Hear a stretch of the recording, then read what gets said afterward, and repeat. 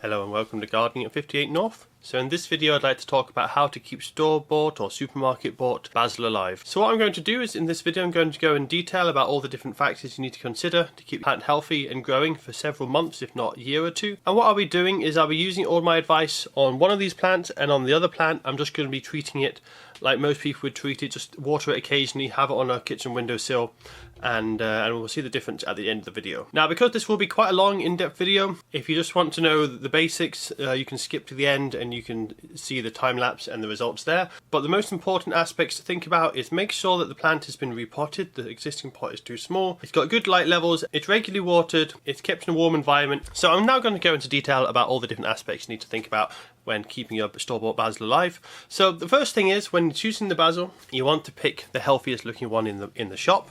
What you'll probably find is they'll be covered in plastic like this. The reason this plastic is here is not to keep it fresh in your house, it's actually to keep it protected when transporting.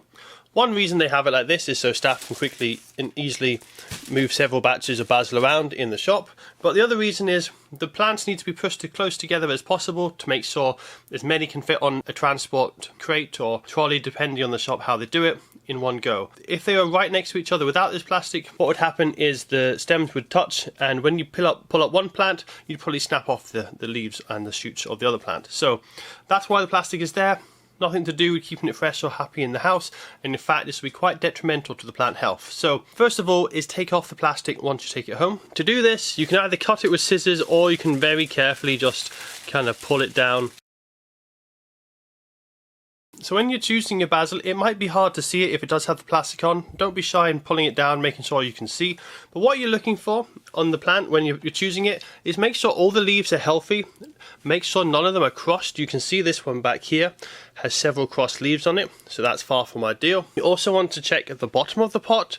You don't want any leaves that are broken off or fallen off, and you definitely don't want any brown leaves or mold starting to appear on the plant, which is quite a common cause of having that plastic. If there's no airflow at all, because there's been no airflow, you get a lot of mold forming and the lower leaves tend to die off quite easily. So now you found the healthiest looking plant that you could find in the shop, one that's nice and dark green without too much damage.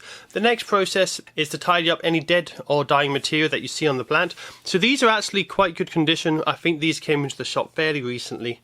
What I'm looking for though is any leaves that have fallen off, remove them. They will just die and they could cause any mold issues if they're on the bottom and they're not attached. And then you want to look around, make sure there's none with any mold. As I say, these are quite good examples. There's not any mold on any of these plants, but anything moldy, anything that's obviously dead, cut it off with some scissors or remove it from the surface of the compost.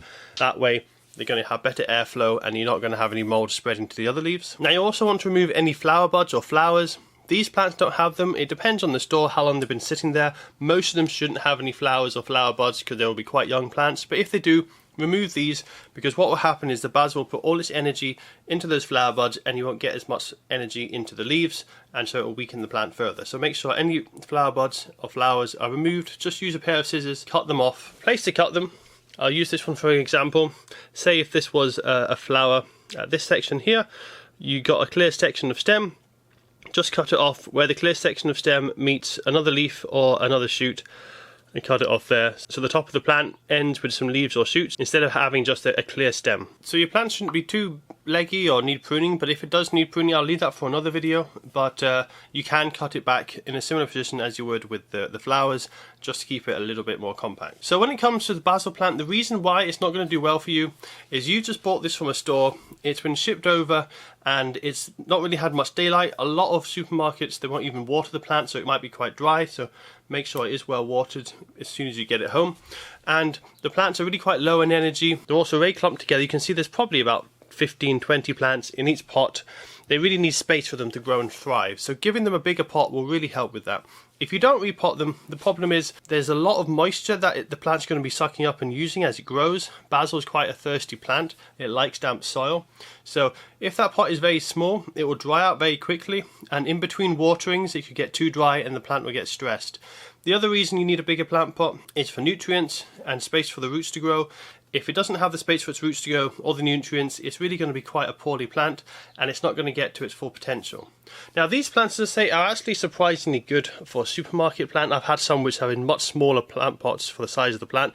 These are actually really not too bad, and even though I'm going to do a comparison with these on this video, the size of the pot I don't think will make such a big difference in this comparison, purely because this is a reasonable sized pot compared with some that I've seen. So I'm going to use this plant for example to show you how to repot your plant.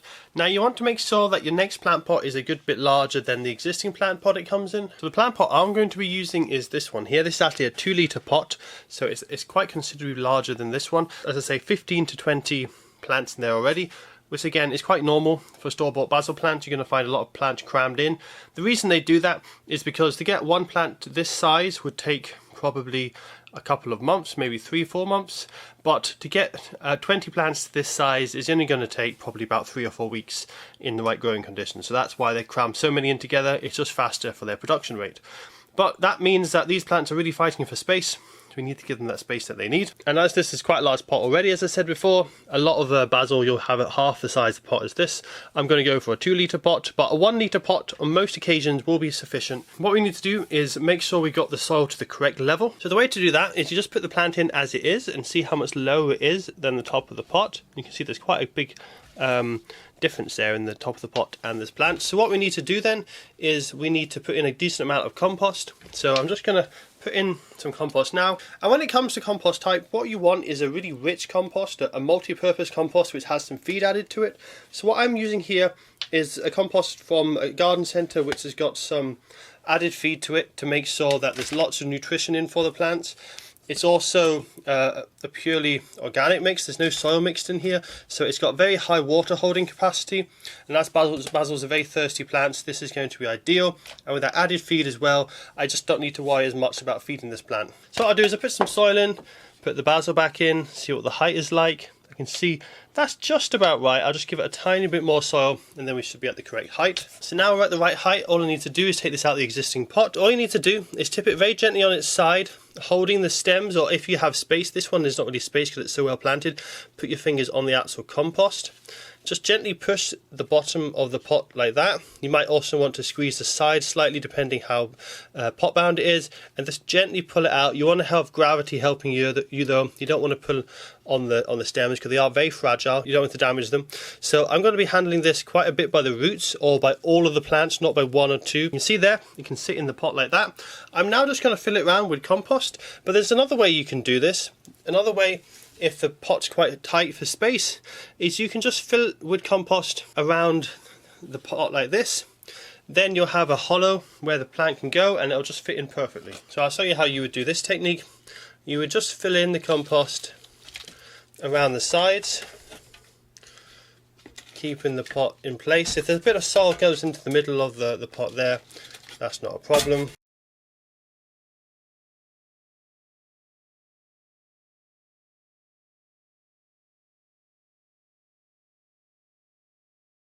And you just want to gently firm down the compost just ever so slightly so that the shape of the pot will be there when you take the pot out. But you don't want to push it down too hard, because if you do it too hard then you're going to compact the soil, and basil doesn't like to grow in soil that's very compacted. And once you've done it like that, all you need to do is twist the pot, pull it out. You then got a perfectly pot shaped planting hole, and then you can just put your basil in like that. It fits in perfectly. Just give it a little bit of a firming down and that's it planted. Or you can just do it the other way, where you put the plant in first and then fill in compost around the side. And when it comes to the planting height, make sure you have it a little bit lower than the edge of the pot, so when you water it, the water doesn't flow over the outside. And also, you want to plant it around about the same height that it was in the original pot. A tiny bit deeper, by maybe like ½ centimetre or a centimetre is fine, but you don't want to be having it proud. You want to make sure it's around about the same height as it was in its original pot. The soil, if it does go up the stems a little bit, basil can root from its stems, so it's not the end of the world if you do bury the stems just a tiny bit. But ideally, just plant it around about the same height as it was in the soil in its original pot. And once you've got it in the pot, you can either do this to make sure the compost is all settled around, give it a little shake as well, make sure the plant is nice and stable. That just helps the compost to settle into any of the air spaces. You don't want any air gaps. And you can also just gently push down with your fingers, but as I said before, do be quite gentle with firming it down, as you don't want to compact the soil too much, because then you'll have waterlogging problems and the roots won't be able to grow as well. So now that we've repotted our basil into a bigger pot, it's time to water it in well. The reason you want to give it a good soak after you've repotted it is this helps the compost to settle, and you might find you actually need to top up the compost level slightly after you've watered it. So give it a good soak. That'll wash the compost into any of the air spaces, and then top up with any additional compost as you require. So now it's time to talk about the growing conditions for your basil. Now basil is a tropical plant, or technically a subtropical plant. It likes very warm temperatures, ideally around 25 degrees. So find a nice warm position in your house that's around 25 degrees Celsius. It can tolerate 20 to 30 degrees really quite well, so anything between 20 degrees and 30 degrees Celsius is going to grow well. But the absolute ideal temperature, as I say, is 25 degrees if you can get that. And basically anything over 30, you'll stress it, it might start to flower. It can handle up to 40 though, but it's just going to be a bit stressed. And anything below 20, it's going to grow quite slow, and you're going to get a lot of root rot issues and overwatering. It doesn't need frost to kill this plant. Any prolonged temperatures below 15 degrees, it won't be happy, but 10 degrees or lower, even for a shorter period, can really quite stress the plant. So it also needs plenty of light to be happy as well. So you want to put this on a nice sunny windowsill, but you want to be careful if you're in a hot country, or if it's summertime, you want to avoid the midday sun. Anytime between about 10 and 2 in the midday, it's probably going to be a bit strong for this plant, and you might find there's some leaf scorch. So avoid the midday sun, but give it some morning and afternoon sun, or otherwise just some very bright indirect light. The more light the better. As long as you avoid that really hot sunshine, it will grow better for you. It does need a lot of light to grow well. If it doesn't have enough light, it tends to go a bit yellow, and it'll get very tall and leggy, and it'll just be a weak plant with small leaves and with very slow growth. So now let's talk about watering. So I can't give you a specific routine with watering because it varies from plant to plant. It depends the humidity in your house, the temperature, and the pot size. There's lots of different factors which vary how often you should water your basil. But basically what you want to do is make sure the soil is always damp. This is a plant that really likes a lot of water. If it's allowed to dry out, it's going to stress it, and it's going to wilt, and it's going to go to flower. So you want to make sure that the compost never fully dries out. You don't want to see your plant wilting. If it starts to wilt, it will go a bit yellow, and it will really stunt the growth, and it will probably start flowering within a few weeks. So keep it damp at all times, but make sure it's not wet. So it's a bit difficult to try and explain exactly the right watering regime. But when you check the compost with your finger, if it feels slightly cool and damp to touch, but your finger doesn't look wet afterwards, that's perfect. If you touch it and the compost feels kind of like warm, or it doesn't feel cold and it doesn't feel damp, then that's probably too dry. If you check the compost and it's damp and cold, and you take your finger and it looks wet, then that's definitely too much water. So another factor when repotting it is to make sure there's holes in the bottom of your pot. So this one, for example, has plenty of drainage holes in the bottom there. You want to make sure that when you water it, any excess water can come out the bottom of the pot. So I generally water at the top of the pot. That allows the water to wash down throughout the whole soil. I then check after about 20 minutes, see if there's any water in the saucer underneath it, and I get rid of that water. I then come back another half an hour, and I make sure there's no water sitting in it. If it's sitting in a source of water, the compost is going to be far too wet for it. So that's how you make sure it free drains and it doesn't get too much water. As I say, when it comes to frequency, I can't really give you a specific amount, but the more often you check it, the less likely it's going to get too dry, and it's going to have the correct amount of water. Generally, I would say check it every day. That should be perfect.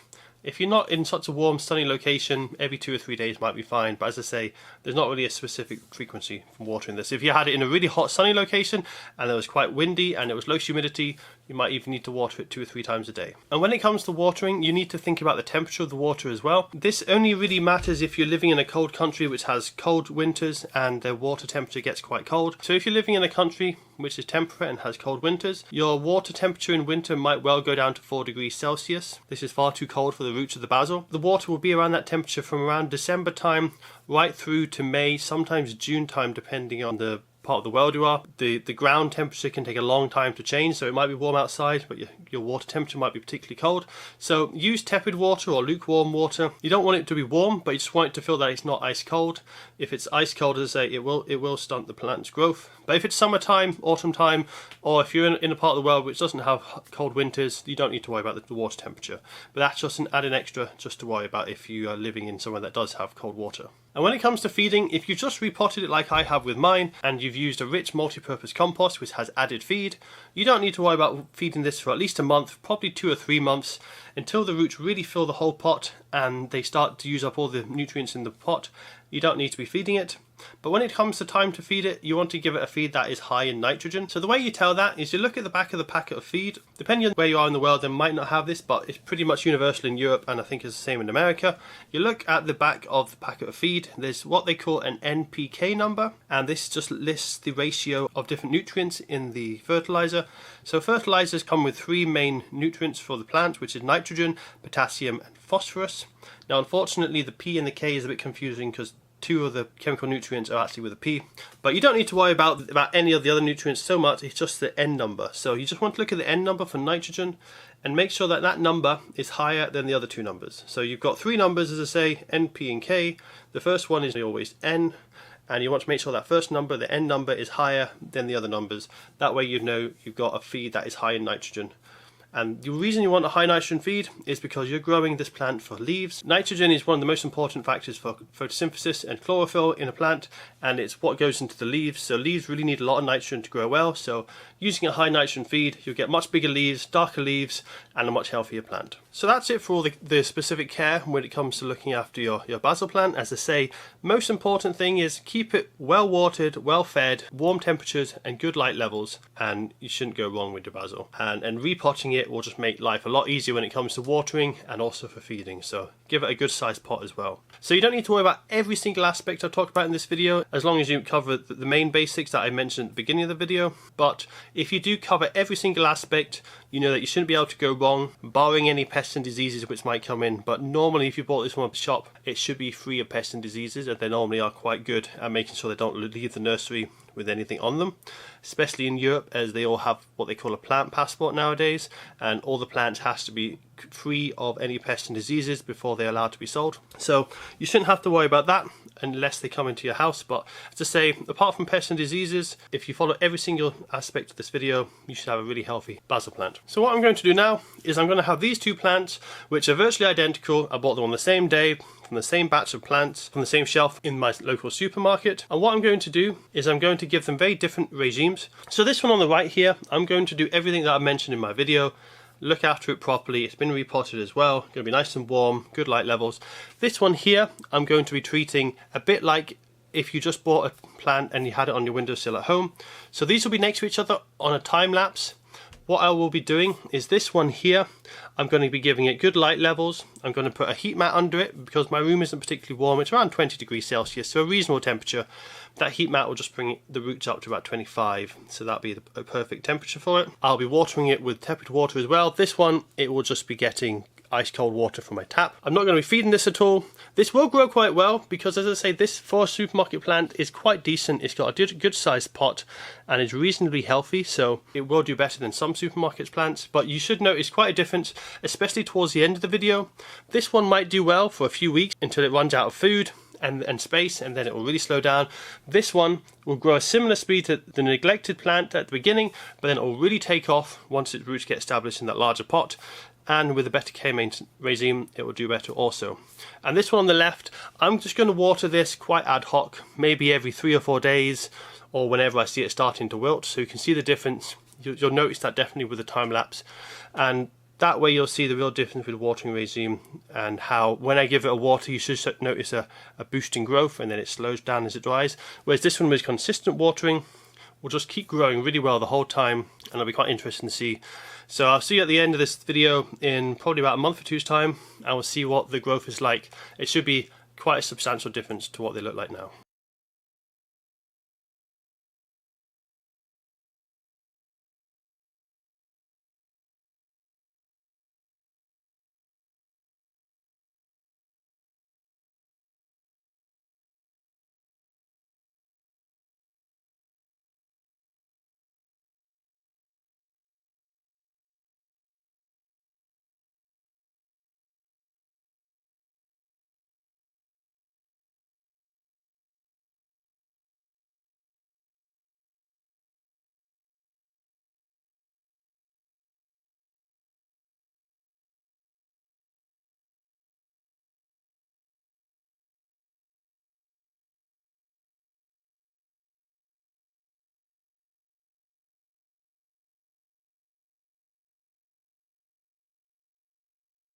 So as you can see from that time lapse, there's a massive amount of difference in the two plants here. In fact, I'm going to have to zoom out to see show the full extent of these plants and how much they've grown.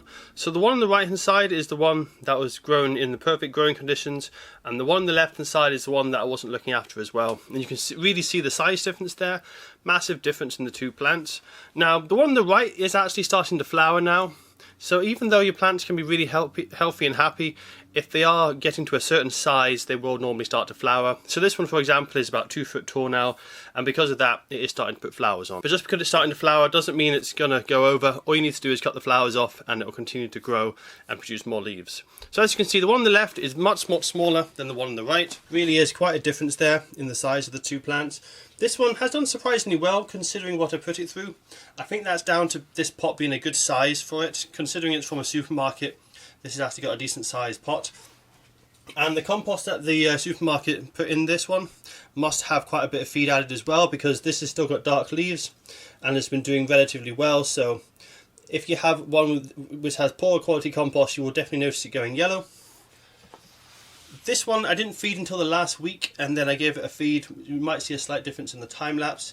The only issue I did have with this time lapse is one of my grow lights was a bit too strong, and that's why some of these lower leaves went a bit yellow. They got a bit bleached by the grow light. That's why you'll notice halfway through the time lapse the lighting changes slightly. Now if I was to be growing this like I would normally in my house, I would actually be harvesting this every few days, and I wouldn't allow it to get this large. That's why it's starting to fall over now. I haven't been harvesting it, so it's getting a bit too big and too leggy.